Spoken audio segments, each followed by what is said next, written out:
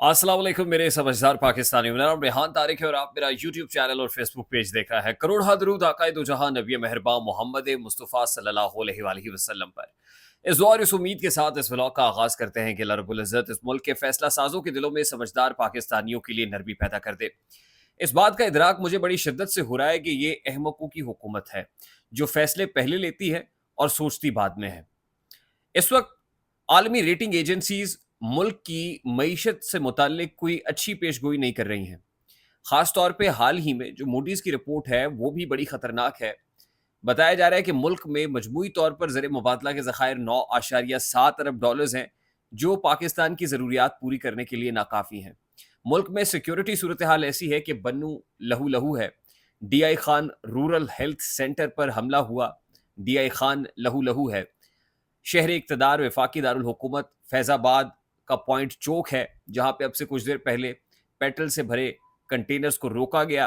ताहम sanity prevail की और अब से कुछ देर पहले कुछ मुज़ाकरात कामयाब हुए जिसके बाद वहाँ से मुजाहिरीन को डिस्पर्स किया गया है और ऑयल टैंकर्स को छोड़ा गया है।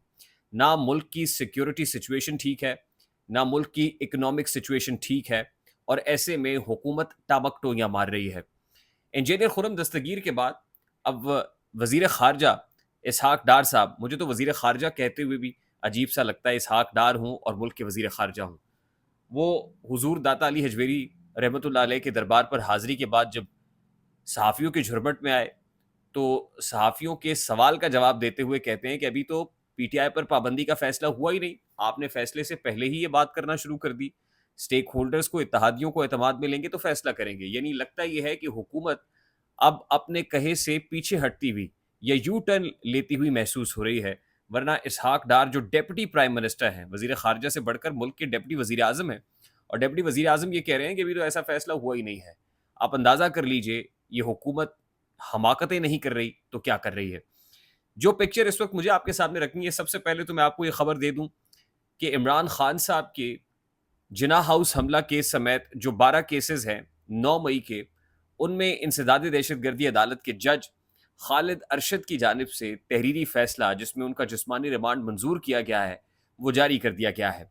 और तहरीरी फैसला देख कर यूँ लगता है कि प्रोसिक्यूशन जज साहब के दिमाग पर खासी हावी रही कि प्रोसिक्यूशन जिसने दलाइल शायद 3 मिनट के दिए, वाकिफान हाल के मुताबिक चंद मिनट के दलाइल से भरपूर ये तहरीरी फैसला है जिसमें प्रोसिक्यूशन ने कि वो जुमले भी मौजूद हैं जो प्रोसिक्यूशन ने शायद कही नहीं।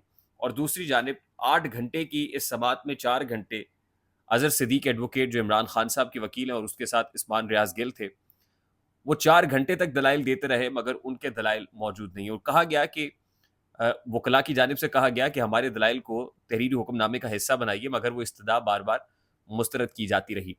अब ये तहरीरी फैसला आ गया है जिसके मुताबिक प्रोसिक्यूशन के उठाए गए सवालात पर उन्हें इजाज़त दी गई है कि आप वॉइस मैचिंग, फोटोग्रामेटिक और पोलीग्राफिक टेस्ट इमरान खान साहब का जेल में कीजिए और जेल में ही उनका जो जिस्मानी रिमांड है वो भी लिया गया है जिसके अंदर उन्हें ये एक्सेस दी गई है कि वो तमाम तर वॉइस मैचिंग, पोलीग्राफिक और फोटोग्रामेटिक टेस्ट जाके कर लें और उसको रिकॉर्ड का हिस्सा भी बना लें। यानी अब रियासत 9 मई केसेस के अंदर इमरान खान के गिर्द शिकंजा सख्त करती हुई दिखाई दे रही है।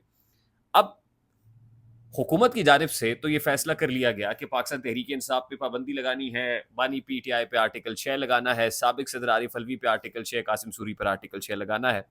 और दूसरी तरफ मुल्क की इस्टेब्लिशमेंट और मुल्क की फौज को जो बड़ा खतरा दरपेश है वो मुल्क के सिक्योरिटी महाज पे है। बन्नू में जो अटैक हुआ उसके नतीजे में जो कुछ हुआ, बन्नू में आज हमने एक एहतजाज भी देखा। उसके नतीजे में 8 जो सिक्योरिटी जवान हैं, 8 फौजी जवान हैं, वो जामे शहादत नोश कर गए। वो भी माओ के लाल हैं जो अपना लहू दे रहे हैं, इस धरती को अपना लहू दे रहे हैं, वो भी माओ के लाल हैं। जो सिविलियन आबादी टारगेट हो रही है, जो इस सारे मामले के अंदर शहादतें नोश कर रहे हैं, लुकमा अजल बन रहे हैं, वो भी माओ के लाल हैं, वो भी बहनों के भाई हैं, वो भी बेटियों के बाप हैं। तो लोग अपना लहू दे रहे हैं, जानों का नजराना दिया जा रहा है, कुर्बानियां हो रही हैं। रूरल हेल्थ सेंटर में जो पाक फौज का सिपाही, जो सूबेदार जामे शहादत नोश कर गया, वो भी किसी का बाप होगा, किसी का भाई होगा, किसी का बेटा होगा, वो भी चला गया। इसके साथ साथ فیض آباد کے اندر اس وقت ایک جماعت جو دھرنا دیے بیٹھی ہے اس کے اپنے مطالبات ہیں. حکومت انگیج نہیں کر رہی ہے, معاملات کو خوش اسلوبی سے نمٹانے کی کوشش ہی نہیں کی جا رہی ہے. اب سے کچھ دیر پہلے یہ خبر پہنچی, اطلاع پہنچی کہ وہاں پر ایک آئل ٹینکر کو, متعدد آئل ٹینکرز کو انفیکٹ جو ہے وہ قبضے میں لیا گیا, ان کو جانے کی اجازت نہیں دی جا رہی تھی. اور ظاہر ہے ایکسپلوسو مٹیریل ہوتا ہے, کچھ بھی ہو سکتا ہے, اور شہر اقتدار جیسی جگہ کے اندر کچھ بھی اس طرح کا ہو جائے تو پھر کون رسپانسبل ہے؟ مجھے تو یوں گمان ہونے لگا ہے کہ جان بوجھ کے شاید یہ کرائسس پیدا کیے جا رہے ہیں, اور کوئی ہے جو چاہتا ہے کہ ملک میں کیوس ہو, ملک میں بدامنی ہو, ملک میں لا اینڈ آرڈر سچویشن پیدا ہو. اب اس ساری سچویشن میں بتایا گیا تھا کہ آل پارٹیز کانفرنس ہوگی اور آپریشن عزم استحکام پر تمام تر سٹیک ہولڈرز کو آن بورڈ لیا جائے گا. اب ایسے میں خیبر پختونخوا کے اندر پاکستان تحریک انصاف کی حکومت ہے, چیف منسٹر کے پی کے علی امین گنڈا پور ہے. اب علی امین گنڈا پور یا چیف منسٹر کے پی کے یا پاکستان تحریک انصاف, وہ تو براہ راست اب انٹیلیجنس ایجنسیز پر الزام لگا رہے ہیں. ابھی کچھ دیر پہلے پارلیمان میں اپوزیشن لیڈر عمر ایوب خان کا میں سٹیٹمنٹ دیکھ رہا تھا, انہوں نے تمام تر انٹیلیجنس ایجنسیز کو پیغام دیا ہے, وہ آئی ایس آئی ہو, وہ آئی بی ہو, وہ ایم آئی ہو, تمام تر ایجنسیز کو کہہ رہے ہیں کہ اگر آپ کو پاکستان تحریک انصاف کے پارلیمنٹیرینز, پاکستان تحریک انصاف کے کارکنان اور پھر صحافیوں پر تشدد کرنے, ان کو اٹھانے, گمشدہ کرنے سے فرصت مل جائے تو ملک میں دہشت گردی کی بھی خبر لے لیں. یہ پاکستان تحریک انصاف کہہ رہی ہے. اب دوسری طرف آپ نے آپریشن عزم استحکام لانچ کرنا ہے, اور ضرورت اس امر کی ہے کہ جو صوبائی حکومت ہے پاکستان تحریک انصاف کی, جو کے پی میں حکومت کر رہی ہے, آپ اس کو آن بورڈ لیں, کانفیڈنس میں لیں. لیکن جب حکومت یہ فیصلہ کرے گی کہ اس جماعت کے اوپر ہی پابندی لگا دینی ہے, اور آپ کو پتہ ہے اس جماعت پر پابندی کے امپلیکیشنز یہ ہے کہ وہ سینیٹرز ہوں, پارلیمنٹیرینز ہوں, سبھی معطل ہو جائیں گے, سب ختم ہو جائیں گے. تو پھر آپ لوگوں کا اعتماد لیں گے, لوگوں کا اعتماد ون کریں گے, کانفیڈنس ون کریں گے, یا پھر آپ ان کو مزید مشتعل کر دیں گے یا اپنے خلاف کھڑا کر لیں گے. ایک ایسی سچویشن کے اندر جہاں پہ ایک راؤنڈ ٹیبل کانفرنس کی ضرورت ہے, جس پہ تمام تر سٹیک ہولڈرز بیٹھے ہوئے ہوں, ایسے میں آپ لوگوں کو متنفر کر رہے ہیں. آج سڑکوں پر لوگ احتجاج کر رہے ہیں, آپ کو گالیاں دے رہے ہیں, حکومت کو گالیاں دے رہے ہیں, سراپا احتجاج ہے, مشتعل ہے.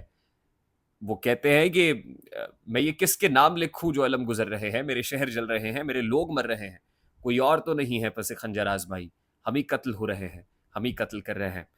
مجھے امید تو نہیں ہے, لیکن میں دعا ضرور کر سکتا ہوں کہ اللہ تعالیٰ اس حکومت کو کے دلوں میں عام سمجھدار پاکستانیوں کے لیے جو ہے ذرا سی محبت پیدا کر دے, ان کے لیے گنجائش پیدا کر دے, اور سینیٹی پریویل کرے. آئی ہوپ میری بات آپ تک پہنچی ہوگی.